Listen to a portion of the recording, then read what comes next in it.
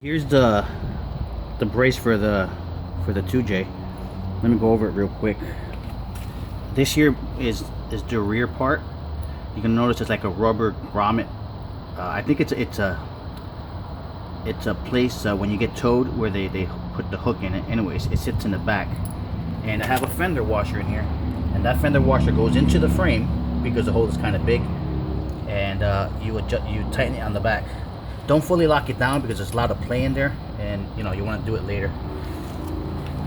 This goes to the floorboard, so you lift up your rug. You don't have to take the whole rug off. I believe one is behind in the back seat and one is in the front seat. It's been a while since I did it, but the whole seat doesn't have to come off, and you don't have to pull up the whole rug. And from what I recall, and there's a 2.5-inch flange or washer, if you want to call it, that I make. And here's the front. What differs between this and the Duluc is the Duluc is that they only use, there's 3 holes here, but they only use 2. So I made it better by making 3 holes. And what sucks is that these are really small M6 screws. It's pretty small, so it's kind of flimsy.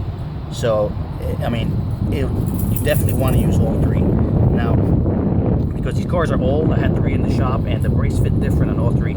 So I'm gonna supply you with some extra washers in case you got to shim it, because where this bolts on, it's usually where people tend to jack the car at times.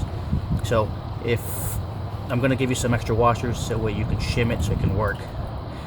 Also, you want an impact gun so you can drive these in at first, because you have that undercoat that gets in there. So you want to drive these through first, clean out the holes. That way you can clean out that what do you call it? The undercoat.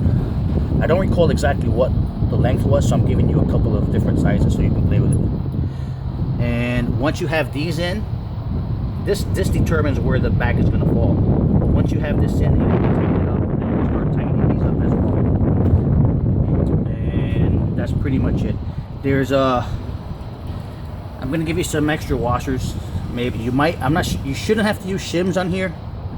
Depends on how your body is. But I think once the front and the back are clamped in, I guess you can drive these in, and it'll pull it together. And hopefully you don't have a big gap, because you have some of that undercoat there as well.